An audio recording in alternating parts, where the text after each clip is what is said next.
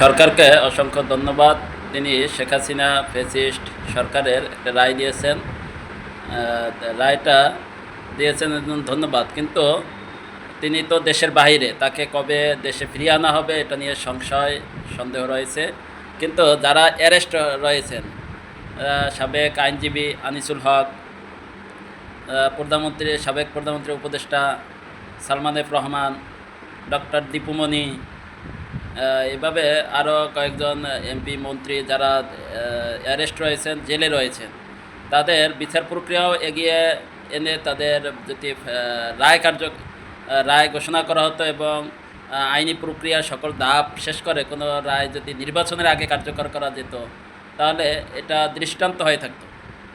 এখন যারা বিদেশে পলাতক রয়েছে তাদের রায় ঘোষণা করে এটা সরকার কি বোঝাতে চাচ্ছেন বুঝতে পারতেছি না। কিন্তু শেখ হাসিনার রায়টাও গুরুত্বপূর্ণ ছিল, কিন্তু এখন গুরুত্বপূর্ণ তাকে দেশে ফিরিয়ে আনা।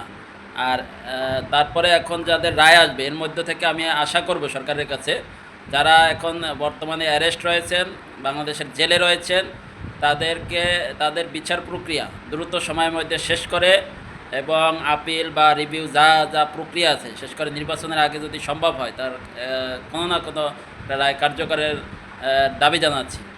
তাহলে এটা আওয়ামী ফ্যাসিস্টদের জন্য আরও একটা বড় ধাক্কা হয়ে যাবে এবং তারা আর মাঠে নামার বা হুমকি দেওয়ার মতো সাহস থাকবে না। সরকারকে উদাত্ত আহ্বান জানাবো, দেশের কারাগারে যারা বন্দী আছে আওয়ামী ফ্যাসিস্টদের রিজিউম, তাদের বিচার দ্রুত সময়ের মধ্যে ত্বরান্বিত করে দ্রুত সময়ের মধ্যে রায় দিয়ে সকল প্রক্রিয়া সম্পন্ন করে রায় কার্যকরের আহ্বান জানাচ্ছি।